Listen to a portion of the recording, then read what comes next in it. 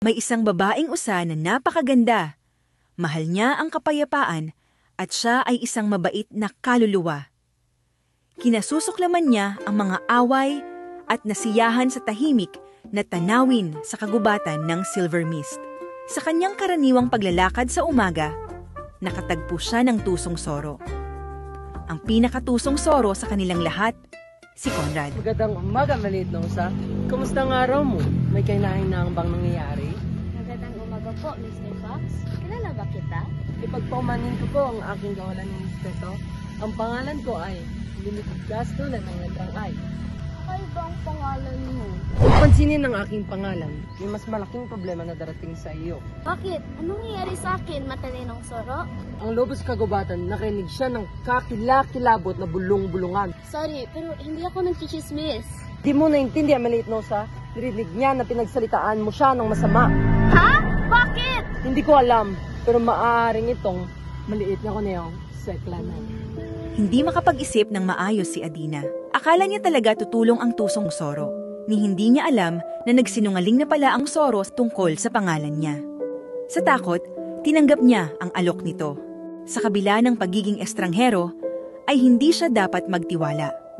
Mas mabuti na lang patunayan mo ang iyong kawalang kasalanan. Maliit na usa, nandito ako para magpadala ng pabala. Natakas na lang ako. Natatakot ako sa maraming bagay, kabilang ang lobo. Ano? Huwag, maliit na usa. Dapat mo ipaglaban ito ng katarungan. Paano ako makakalaban? Ang aking matalik na kaibigan si Clement ay lumaban na sa akin at wala na akong sinuman! Tulungan kita. Magkita tayo mamaya sa daan. Sinusap ko kanina ang lobo. Galit siya at gusto kanyang makausap. Maraming salamat po. Hindi ko alam kung paano kita sasaklihan. Huwag kang mag-aalala tungkol dito. Anong piping usa? Naniniwala bawat estranghero na kilala niya? Siguro, kung ang lobo, walang muwang. Tumungo ang sutil na Soro para kausapin ang lobo na hindi pa rin alam kung ano ang nangyayari sa pagitan ng usa at ng Soro. Anong ginagawa mo sa oras na ito? Wala. Gusto lang itang bisitahin. Paborito kong lobo. Okay, pinagkakatiwalaan kita sa pagkakataong ito. Alam mo, kanina, nausap ko yung munting usa. Yung may malinis na puso, lumalabas. Hindi kasing dalisay. Anong ibig mong sabihin? Sinabi niya sa akin, ikaw ay mapagmataas at nagsasalita ng masama sa iyo. Ano? Sinabi na Adina? Oo, sinabi niya sa akin bawat detalye. Ang masamang usang yon. Habulin siya ngayong gabi. Huwag ka mag-alala. Andito ako para sa iyo. Salamat, Conrad. Isa kang tapat na kaibigan. Adina, nasan ka? Hindi kami natuloy sa araw-araw namin kung maghahanglakan. Sensya, Clement. Pero hindi ko alam kung mapagkakatiwalaan kita. Ano ibig mo sabihin? Sinabi ba ko mali? Alam mong ginawa mo. Pakiusap. Tumigil sa pagkikipag-usap sa akin! Hindi namin malalaman maliban kung makipag-usap ka. Halika, ako mas halik mong kaibigan. Natatakot ako. Ano kung magtatawan na ng ibang mga hayop? Ano? Ano pinagsasabi mo? Nababaliw ka na ba? I'm sorry, Clement. Pero tapos na ang pagkakaibigan natin. Hindi ko alam kung kaya kita pagkakatiwalaan ulit.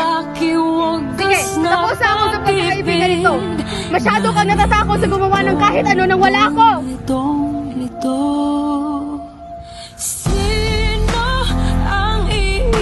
Ano bang nagawa kong mali? At ito ang dahilan kung bakit hindi tayo dapat maniwala sa mga estranghero. Alam mo ba, magkakonference si Adina at Enzo mamaya. Ano? Ano nangyari kay Adina? Napilitaan kong sinasabi ni Adina kay Enzo, kaya nagalit si Enzo. Ang pinakasama, si Clement, ang matalik na kaibigan ni Adina, ang nagsabi sa akin. Ano? Pero hindi ko sinabi yun. Matapos mabuo ang puzzle, napagtanto ni Clement na nagsinungaling si Conrad sa kanyang matalik na kaibigan. At sinabi kay Adina na si Clement ang nagkalat ng tsismis tungkol kay Adina. Sa galit, nagpasya si Clement na subukan at gumawa ng isang plano upang iligtas si Adina. Nakakita si Clement ng ilang mga mangang aso at nagpasyang akitin sila sa kung saan mamaya magkaharap sina Adina at Enzo. Dahil alam ni Clement na naroroon si Conrad para panoorin ang paglalahad ng drama, binalak niyang hulihin si Conrad at tapusin siya minsan at para sa lahat. Dumating ang araw at nakarating na si Adina sa lugar kung saan sila mag-uusap. Ako mo sa nagsasabi na sa mga sa akin. Makakamurupok ang mahina. Wala kang pangyayang laban sa akin. Sakto namang dumating sina Enzo at Conrad. Ano? Hindi! Wala akong sinabi tungkol sa'yo. Sinabi sa akin ni Ay na si Clement ang nagpakalat ng mga chismis na yon. Inosente ako! Ay, dahilan ba? Ang sulat na sa likod mo. Ay, maaari mo ba akong tulungan? Pagkabalan mo ako munting usap. Hindi ako si Ay. Ako si Conrad. Oo, si Conrad ang aking tapat na kaibigan. Nagpapaalam sa inyong maling kasabihan. Natatakot na ngayon si Adina. Siya ay nahulog sa bitag ng tusong Soro. Nang walang paraan upang makatakas, sinubukan niyang tumakbo ng mabilis hanggat kaya niya. Tumakbo siya ng tumakbo hanggang sa nakita niya si Clement. Adina, huwag ka pumasok dyan! Naganda ako ng bitang para kay Conrad! May mga aso dyan! Sinusubukang sumigaw ni Clement, ngunit hindi niya marinig si Clement dahil sa takot sa kanyang ulo. Nagtago si Conrad at napatigil si Enzo sa paghabol sa munting usa. Sa pag-aakala niyang ligtas na siya, hindi niya namamalayan na naging target siya ng isang mas malaking lobo.